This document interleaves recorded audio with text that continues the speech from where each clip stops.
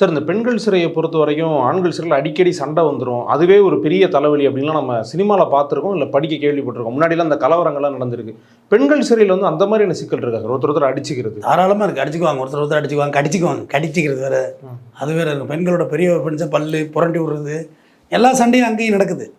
இப்போ ரீசெண்டாக அது உள்ள பிரச்சனை கூட பார்த்தீங்கன்னா, புடவையை வச்சு ஒரு பெட்ரூம் மாதிரியே கட்டிட்டாங்க அப்படின்னு சொல்லி தான் அந்த ஒரு திருச்சியிலேருந்து வேலை பார்க்குற ஒரு இப்போ காவலர் ஒருத்தர் வந்து வெளில பேட்டி கொடுத்துட்டாங்க.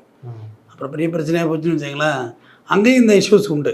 இந்த நம்ம நீங்கள் சொல்கிற எல்லா இஷ்யூஸும் உண்டு. பெண்கள் சிறையெல்லாம் பார்த்தீங்கன்னா, இந்த நாப்கின் தயாரிக்கிறது, இந்த புதுயுகம், அந்த விஸ்பர் ஸ்டேப்ரி மாரி உள்ள மெட்டீரியல் உள்ள தயாரிக்கிறது, அந்த வேலையெல்லாம் உள்ள இவங்களுக்கு எப்படி சில தொழில் இருக்கோ அந்த மாதிரி அங்கேயும் தொழில்கள் இருக்குது. படிக்கிறாங்க, பெண்கள் நிறையா படிக்கிறாங்க.